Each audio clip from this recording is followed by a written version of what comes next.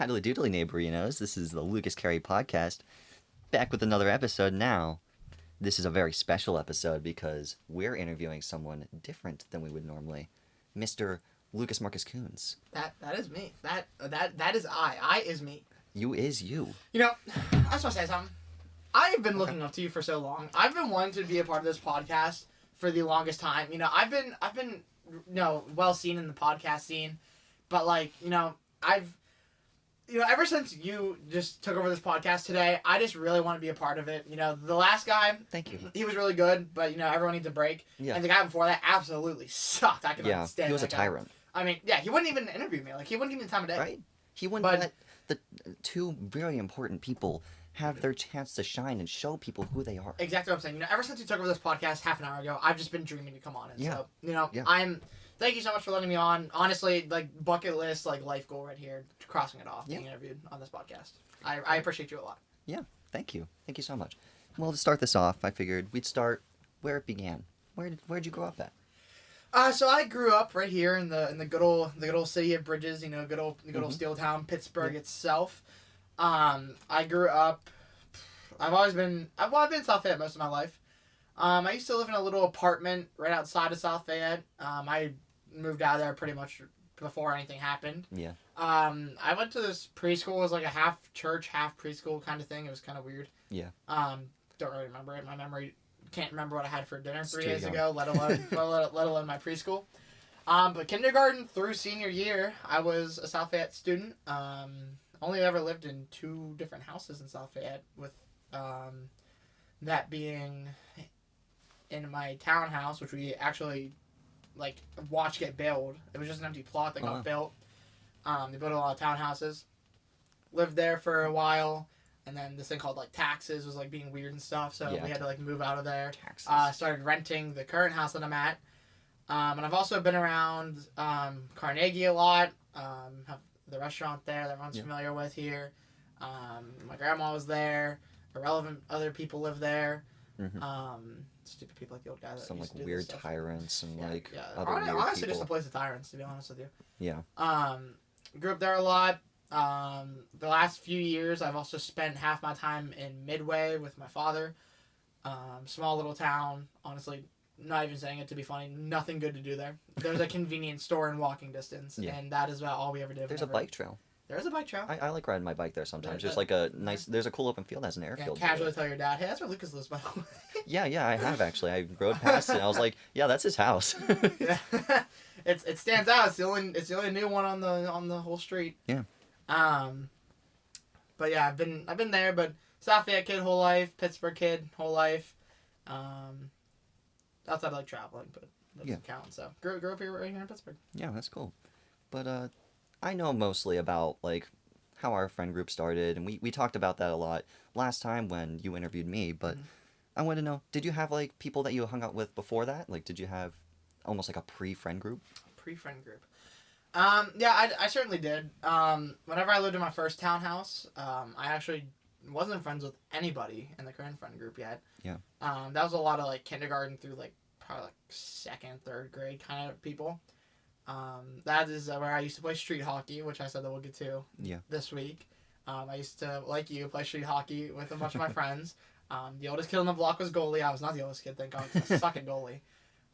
We had this one kid who was a few years older, and his older brother, who was a lot of years older. Yeah. We had me and my original friends. There was about 3 of us. One of them was actually someone that still comments on the socials today, Alec. Oh, that's cool. Yeah, he was a part of the OG friend group.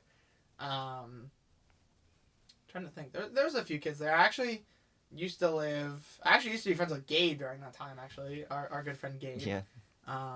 Who hasn't really made a presence here yet, but he likes all of our stuff. I don't think he's commented, but I couldn't tell you. Yeah, I haven't seen anything from him. But yeah, I used to be friends with him.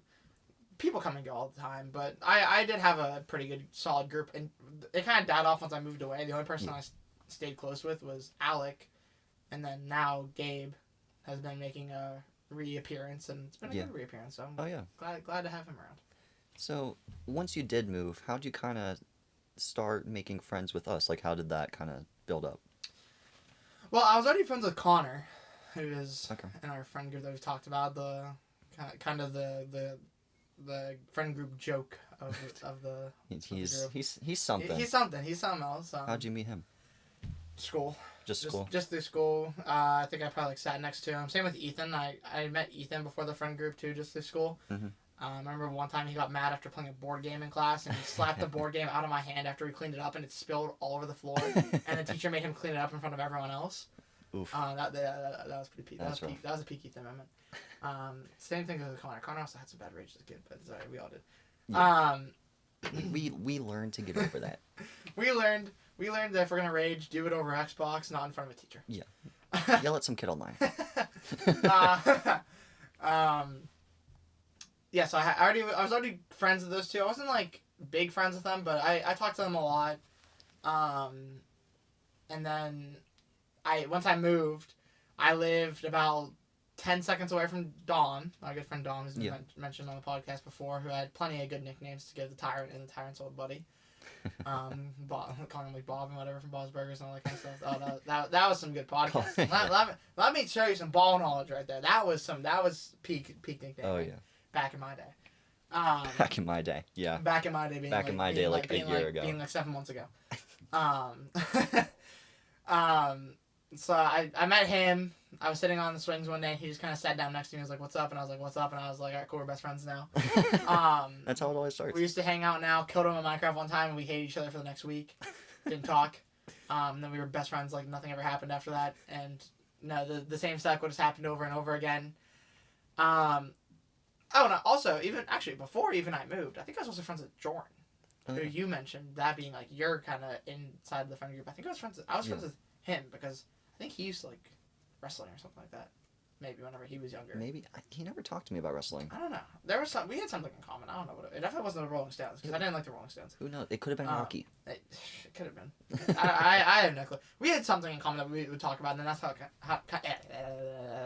kind of how we became friends. Had to do it like a factory reset there. Yeah, reset. My iPhone, my eye mouth was glitching. Yeah. So yeah, I knew him, and then everyone like wasn't necessarily not friends, but I kind of just like introduced everyone one by one to each other. I think Connor and Ethan were kind of already friends.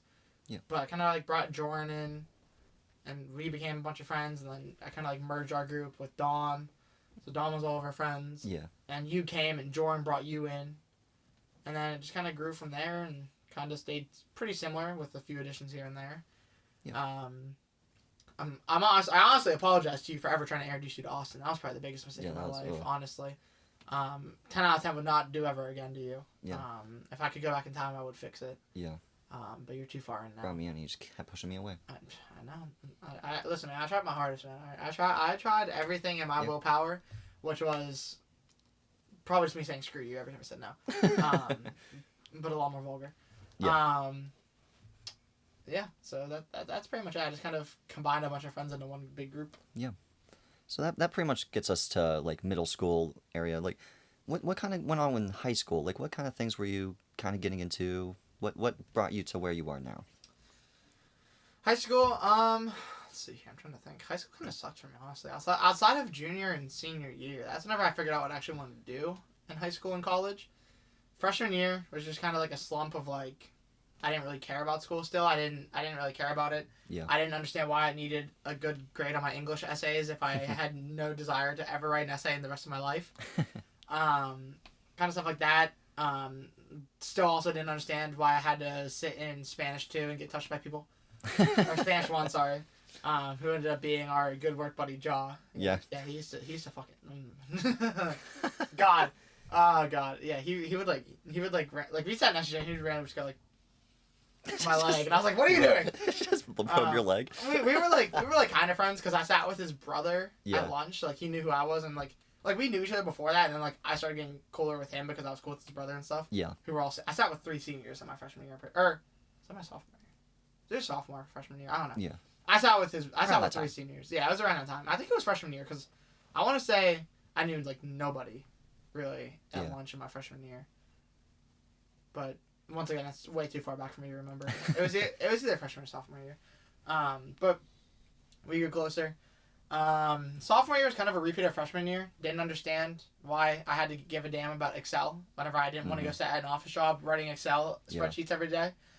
Also didn't understand why I had to sit next to some kid that was just as stupid at me in Spanish. Ended up working out though, he's a weird kid. as we explained in the last interview. Ended up working out quite well in our favor. And then junior year, I got my foot in the door in media because you recommended it, and then the teacher that you said I would love left. As I scheduled the class, he left, and I was like, "You bastard! Like, you just signed me up for a class I'm gonna hate. I hate videos. I hate photos. I want nothing to do with the media. Screw you. Screw this class." And then my favorite teacher of all time ended up being the replacement, and it was peak as hell. I used to sit. I actually got a lot of work done my junior year in media because I actually did my work and actually wasn't in the media room, getting bombarded with side quests and going through media that's like 10 years old. But yeah, I did that. I did like some laser manufacturing, which was a really cool class to do. Cool stuff introduced to us. A lot of high tech machinery that I'll never be able to wrap my head around being used. And then senior year is where I peaked. That's the only year I actually really cared about my grades. Yeah. Realized, I should probably go to college. Considering I have nothing that I'm interested in outside of things I need degrees for. I got a lot more involved in media. I took my junior year, I took media 1 and 2, which was a half year class. Yeah. So I took back-to-back media. And then in my senior year, I took media 3, which is an honors class. I took basically a Photoshop class. I don't remember the exact name. It was like photo editing and basics or something, or photo basics and editing or something. I think that's what I started, and I kind of wanted you to start. Yeah. Back in the And I went with video production instead. But I took that Photoshop basically class. I had independent study, which is basically do everything that you do in the other classes, and then I had a study, whatever it's called. Was it study hall class? Study hall, study hour, study something. Study hall. I think it was study hall. Yeah, I had a study hall, which is like you're supposed to study. I just sat in the media room the whole time doing media stuff. Yeah. So yeah, I was in the media room.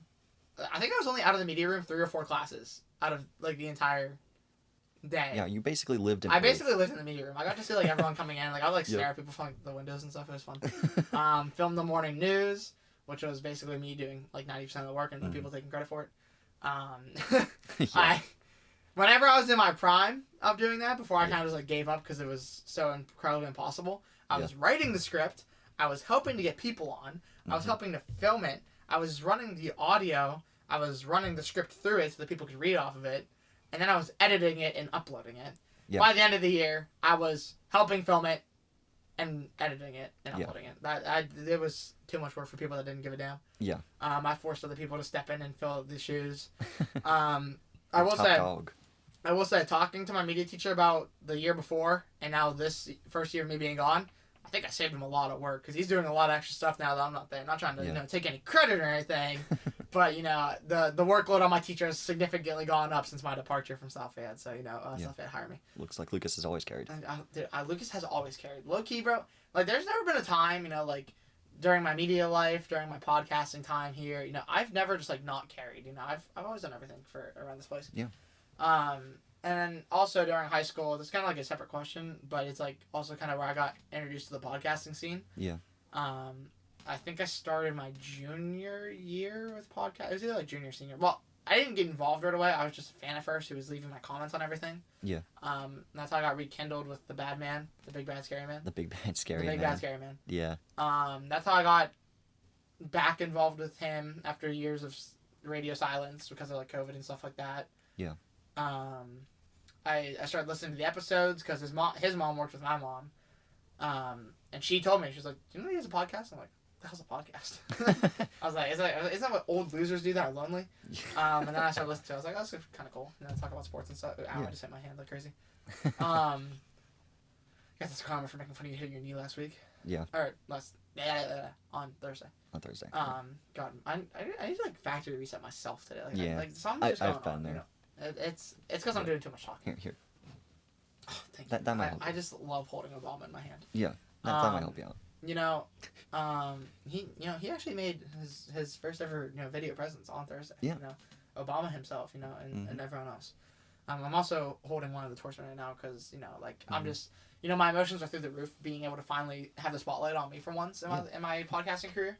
Yeah. So, you know, I'm just, like, you know, like, very fidgety right now. Yeah. I don't even remember where I was going with that. You were talking about getting into the podcasting. Yeah. Yes, thank you. So I started getting involved a little bit more, and then I got word that they had a social media page, and I was like, oh, cool, social media page. Like, I like social media. You know, I've ran some accounts before. I've had a YouTube that didn't really go anywhere. Yeah. But I still did it for fun. Had TikToks and stuff like that got viral, and so I quit my prime. Show everyone that I'm the top dog. Of course. You know, whenever you're averaging 300 views a video and then you quit out of nowhere, and, you know, just gotta absolutely signify yourself as the best around. Yeah. I.e., I got lazy and didn't feel like doing it anymore, and I fell in love with the game I was promoting. Yeah. So I did all that stuff, and I was looking at it, and I'm like, you're really gonna sit here and post a picture of your computer screen saying videos uploaded like that? Right. Like at 7:00 at night? Like, that's what we're doing as a promo now? That doesn't catch anyone's attention. Hey, let me tell you something. He did do a video one time to promote it. Yo, guys, new episode's out now, while just staring at the computer screen the entire time, just saying, yeah, new episode out now, yeah. So that was his video promotion. Let's go, boys. And I was like, are we dead to the ass right now? Like, are we dead to the ass?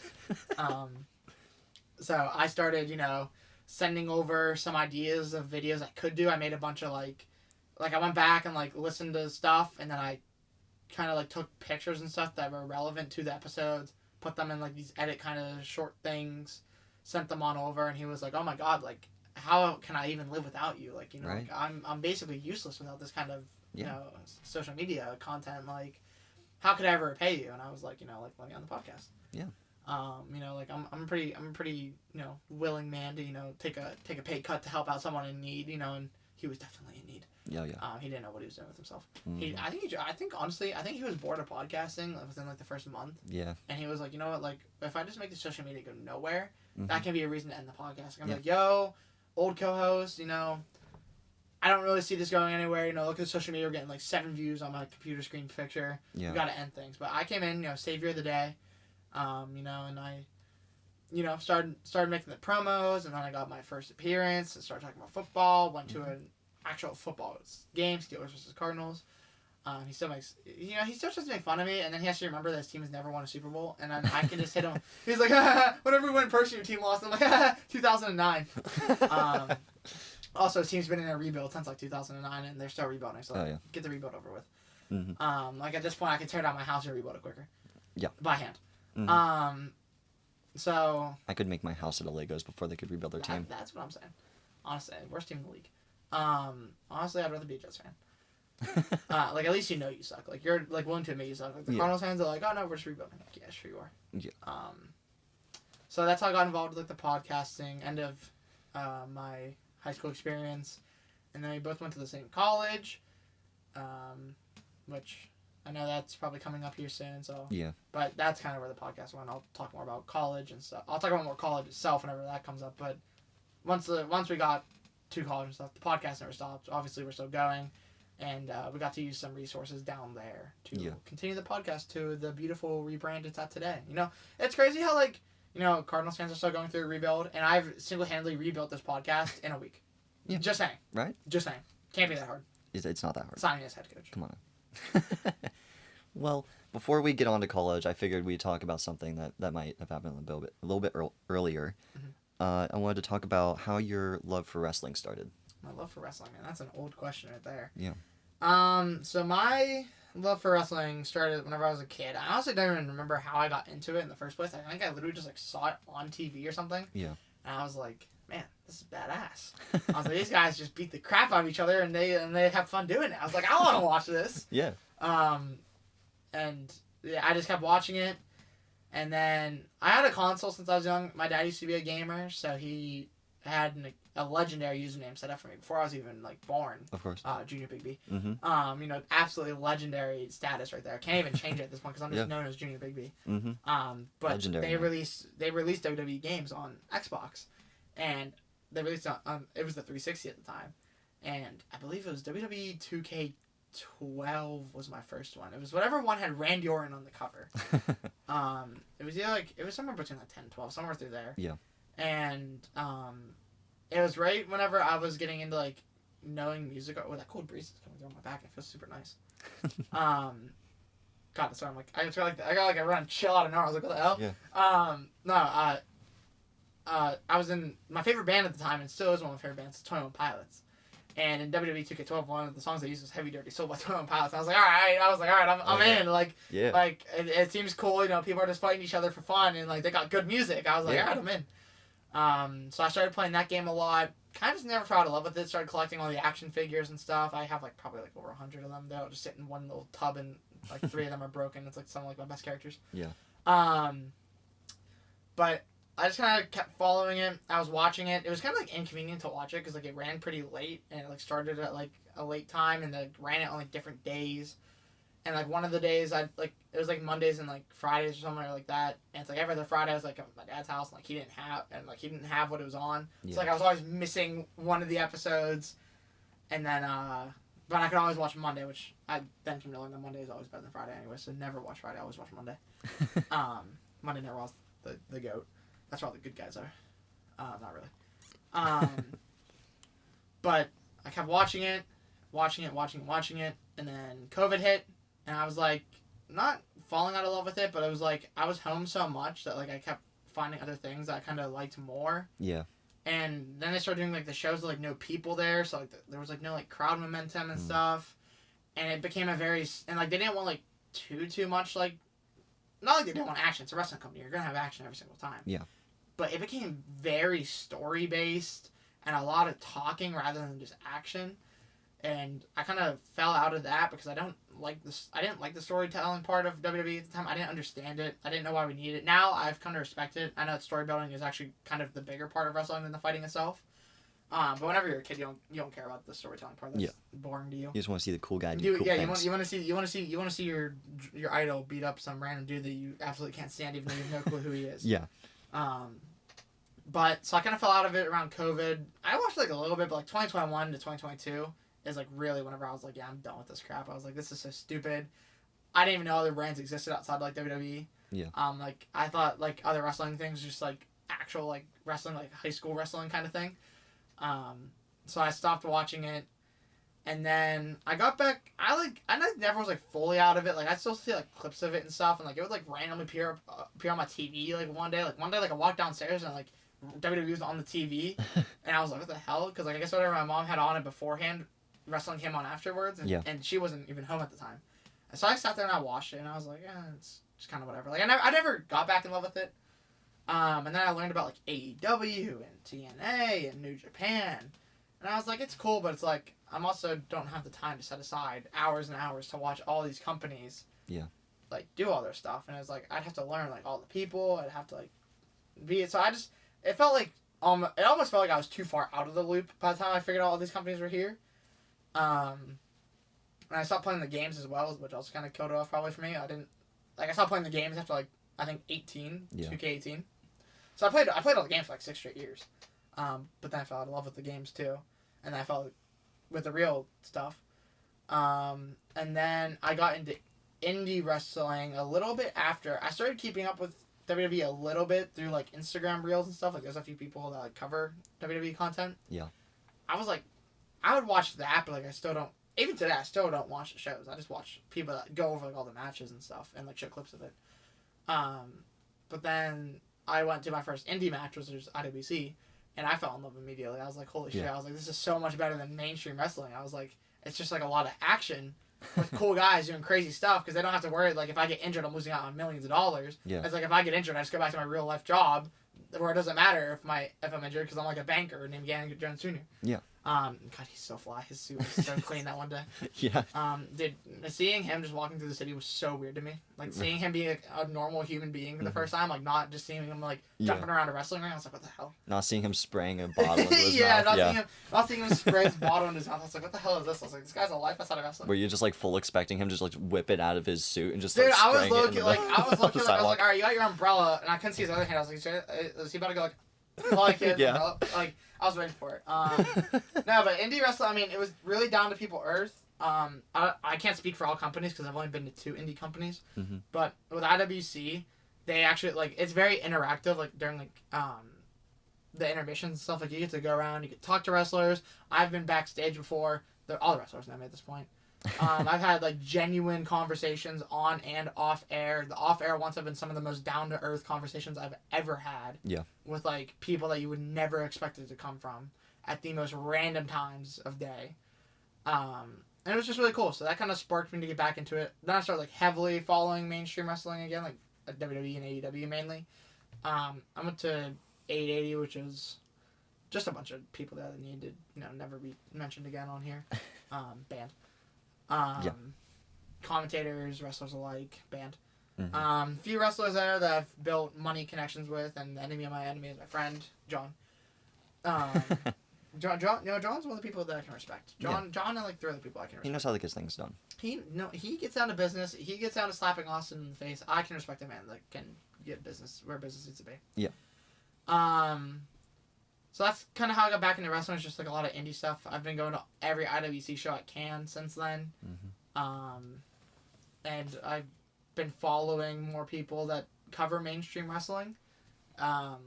So that's basically where I'm at right now even. It's just I go to all the IWC and I follow like 5 people that post and discuss about WWE stuff. And a little bit of AEW. So, we got all of that out of the way. Let's talk about college. How did you figure out where you wanted to go to college? I actually didn't want to go to college at the end of my senior year. At first I did, and then a lot of stuff happened. Life always happens, and just kind of lost like the motivation to go to college. Really, I just felt like it was stupid. I hated school. I was never known to get good grades. Like senior year was like a one kind of thing where like I took classes that I was naturally good at. Yeah. But like remembering all like literally from like middle school, high school, but outside of senior years, like I always was like a B and C kind of student, maybe like a D here and there on like some like stupid math class that I was 2 points away from failing. Spanish class. Spanish class I ended with C's in. I got C's both times. That was me though. Ugh. I had a D for most of Spanish too until the end of the year. I ended off with a C. God, I hate that class. Loved the teacher. Teacher was so nice. Hated the class. She was so nice. What was her name? Chavez? Chavez, yeah. Yeah, Miss Chavez. Oh man, she was great. Senora Chavez. Senora Chavez. You can't say Mrs. You say Senora. Oh yeah. Mm-hmm. She was one of the goats. Look, yep. South Fayette. People, I don't know why people didn't like her. Because she's very hard, but that's the point. Is she teaches you what you need to learn. Mm-hmm. And also because if you cheat in class, she's gonna take your phone off you and have a nice discussion with you, like that one kid had.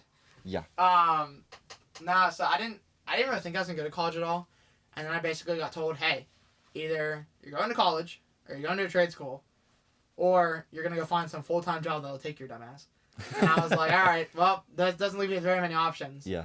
So I thought about like trying to like convince my parents like let me take like a gap year, like I just want to work, I want to make money, I need to like get stuff, I need to be able to like afford the cars and stuff and payments and bills and like college tuitions and stuff.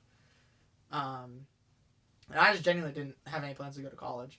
Yeah. And then about 2 or 3 months left into senior year, I started looking into schools. I started looking into going to CCAC because I could have gone there for free because of something like my mom did or like she went there or something. Somehow, some way I could have gone there for free. Yeah. Between like our income plus something with like my mom, I could have gone there for free. So I looked at that because like not paying anything. Right. Yeah. Can't pass that. Besides my way to get there, that's the only thing I'm paying for is my way to get there. Yeah. And then I looked at RMU next actually, which was pretty good for my major. Didn't have a ton of friends there, but some school acquaintances were going there. Yeah. And I thought it could have been alright, and then Ethan ended up going there too. So I thought about going there for a hot minute, and then I looked into Point Park because of Austin, obviously. Which I'm so glad he's graduated now because I cannot stand his being near him any longer. I met up with a bunch of advisors and the dean and a lot of higher ups already knew who I was and I went to sit in on a class and I was actually better than the class was at doing their assignment, which it was Adobe Premiere, which is literally what I did all of senior year. So I walked in there and I had it done within like 5 minutes while other people were like struggling with it, and I literally got used as an example as to why you need to always better yourself in your career because these young kids are going to come up with more knowledge of it. I literally got used as a class example unintentionally because I was done so quick. I had to help the stupid dictator out too. Oh yeah. Because Dummy didn't know how to do something with the audio. He was doing some like workaround way that took like 5 extra minutes. This dictator guy. What a moron. Just like social media. Sometimes you just gotta rely on the better people. You just gotta let Lucas carry. Gotta let Lucas carry. So, after all that, I was like, all right. Like, I was like, I can go to RMU where I don't know, like, anybody really. Yeah. I can go to Point Park where I know all of my advisors. I know my dean. I already have acquaintances on campus. People that already know me from the podcast. Mm-hmm. Or I can go to CCAC and go for free, where I know nobody and the teachers are most likely not going to care about me damn near as much. Yeah. And it felt kind of obvious that Point Park had to be my first option. I also did apply for CCAC just because I didn't know like what was going to happen. Well, I didn't apply, but whenever you apply to college at our school, they're like, list every college you're even considering going to. Yeah. Because even if you don't apply, we're still going to send them your transcript because you do not want to wait for them to get your transcript. Like that will screw you. So I sent my transcript to CCAC and Point Park. I don't think I sent it to RMU because I mentioned that I was like, yeah, but I really don't think I'm going there. Yeah.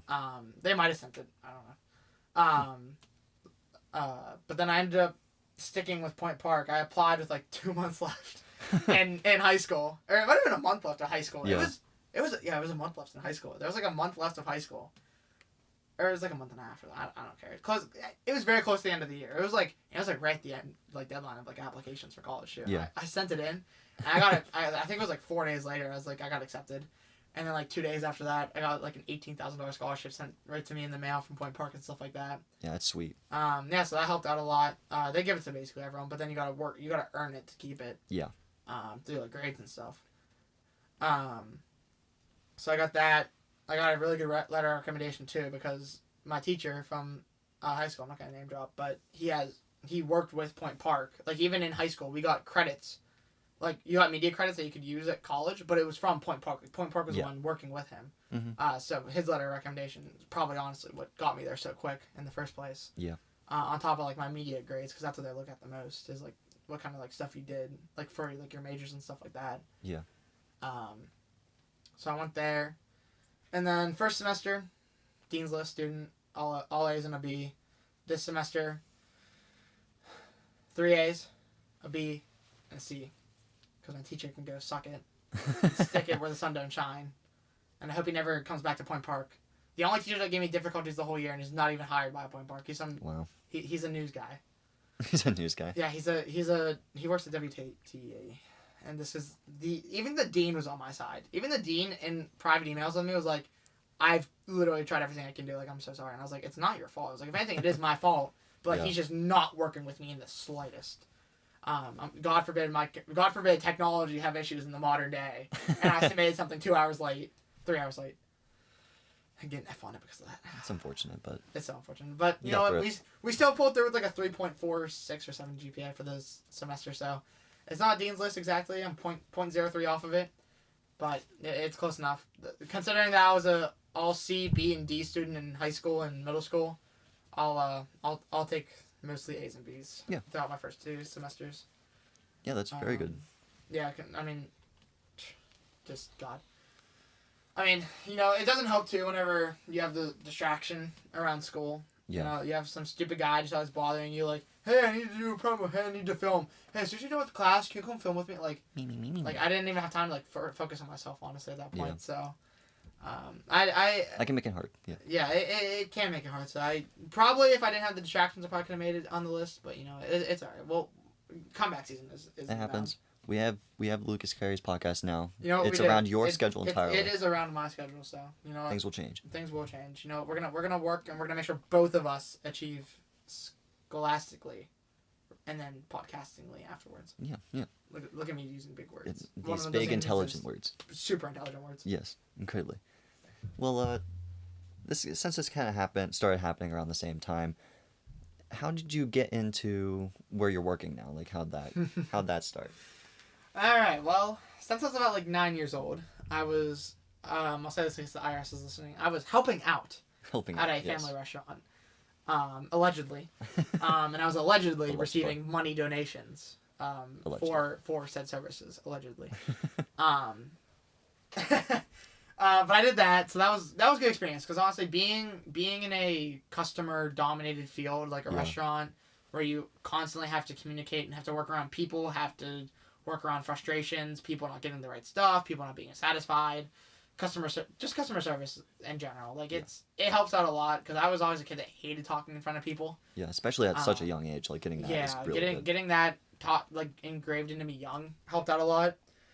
After that, I worked there for years. At one point, and I don't say allegedly anymore because I was at the legal working age at this point.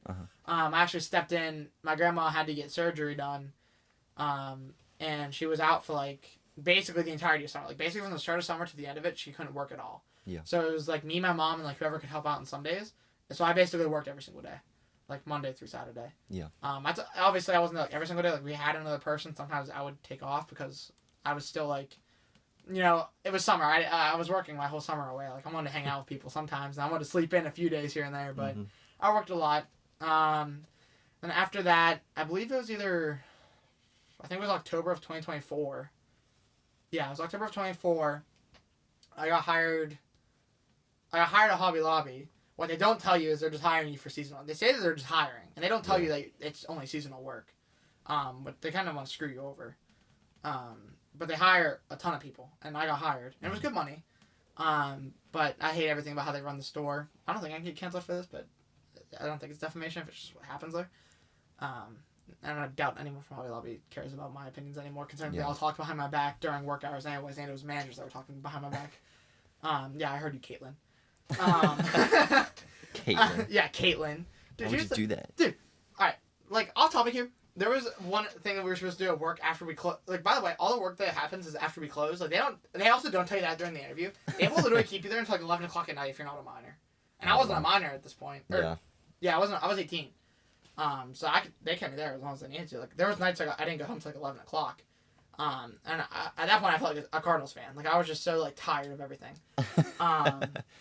But we were doing this one thing, and she was like, "All right, anyone that's a new hire, you're not gonna know how to do this. So we're gonna pair you with someone that's done this before, which means they've been here for over a year at least." Yeah. Me and this girl were the only two people that didn't know what we were doing that got paired together and didn't get to work with anyone that knew what they were doing. So obviously we didn't do it right exactly the first time, and then we had a bunch of questions and stuff. And like the next day, I ask a question, walk away, come to walk back because I had another question I forgot about, and I hear them, and I just kind of stand there because I hear my name get mentioned, and they're just making fun of us, bro. And I'm like, oh, go fuck yourself, like at that point on, I didn't care about the job anymore, honestly. Yeah. But this was like end of December, of 24. Yeah. And I worked there until January of 25. And I knew I was getting let go, because me and Connor actually worked together at that time. Yeah. Because I, like, basically borderline begged him to come there because I wanted a work buddy. Didn't know that we were going to get laid off either.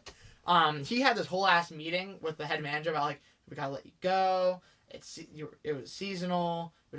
We have too many people, blah, blah, blah, blah, blah.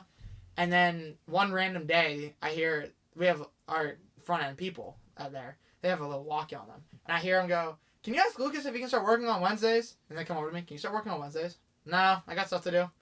and then they radioed back and they're like, "No, he has stuff to do." And I just hear, "Okay."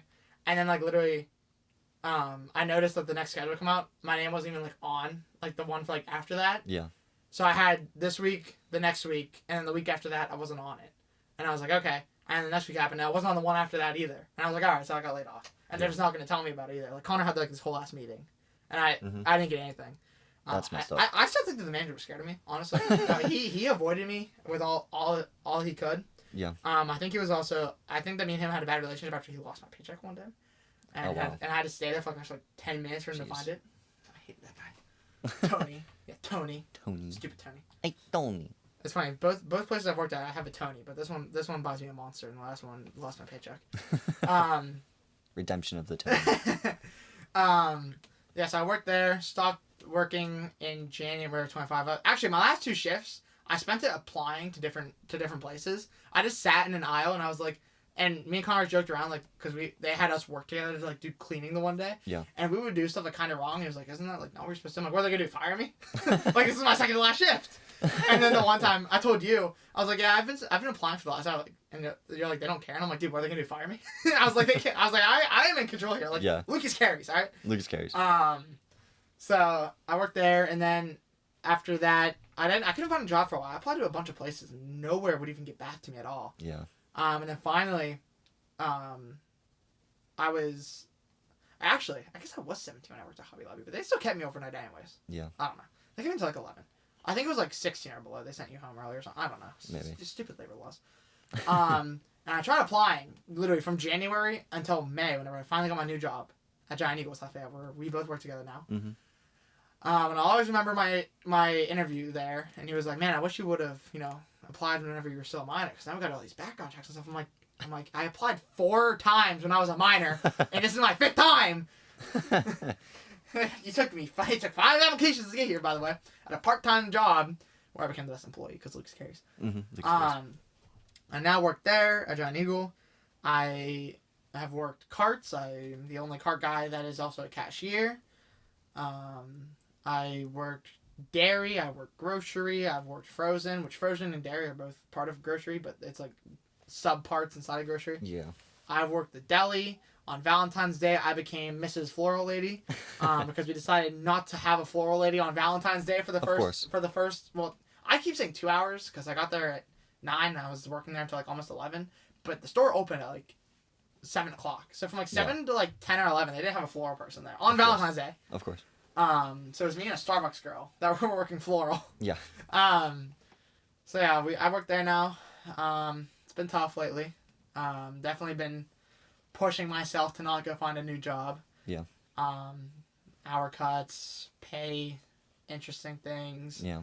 Interesting management issues. So, you know what? Maybe if you interview me again in a few months, I might have another thing to add to that category. More stories. But as of now, I don't have anything to add on to that. That's about my work career. Yeah. Outside of lawn work, I also made money cutting lawns. So, but I feel like 90% of the U.S. population probably does that. So. Well, at the same time as we've been doing that, we've been also doing things like hangouts and things. Mm-hmm. So, what about that? What are your thoughts on our silly little hangouts? Silly little hangouts, my God. So yeah, it's just I don't have like too much different to say than from what you said last week. We've definitely spent God knows how much money on gas. Oh yeah. We've definitely had our fair share of experiences in stores, having fires, all different sorts of things. We make jokes about how we've literally outrun tornadoes just by driving around and escaping the areas that are in harm's way. Somehow. We've outran storms. Multiple tornadoes. It's getting to the point now where I don't know if there's a road in Pittsburgh that we are going to be able to go on and be like, hey, I don't know. I mean, obviously there is, like, far out. But, like, within, like, a 30-minute radius from our houses, I think we've explored almost every road. Yeah. And soon to be every Walmart. Within, like, soon to be every within, Walmart, like, a 35 to 40-minute radius. One day, we just got to go on, like, Waze and just look for every Walmart in the area and just go to all of them. Like, we got to wake up, like, 9 a.m. and not get home until, like, Walmart closes, like, 10. Just go into every Walmart that we physically get. We might be in Ohio and West Virginia by the time we're done with it. All right? Like, I'm going to go to all these Walmarts. But, yeah, definitely had some interesting moments. Definitely had some interesting songs play with our windows down. That's the best part, though, screaming and yelling at people. Yeah, I don't know. We kind of talked about a lot of that last week. I mean, we've memories that I will hopefully tell my kids one day, and also tell them that it's probably not the best idea to be like your dad or your uncle, because your dad and uncle are pretty good people. Yeah, we're so intelligent. No, we know it. Honestly, though, it's like, how can I even tell them not to? Because some of the best moments of my teenage years were us doing the absolute just dumbest stuff. Stupid crap. Stupid crap that should probably get us in trouble, that doesn't. Yeah. And also coming home and showing my mom either the new toys, the new speakers, the new stuffed animals, or the new airsoft guns that of course. or knives. We got a knife one time. We got a knife one time. Or the new hats.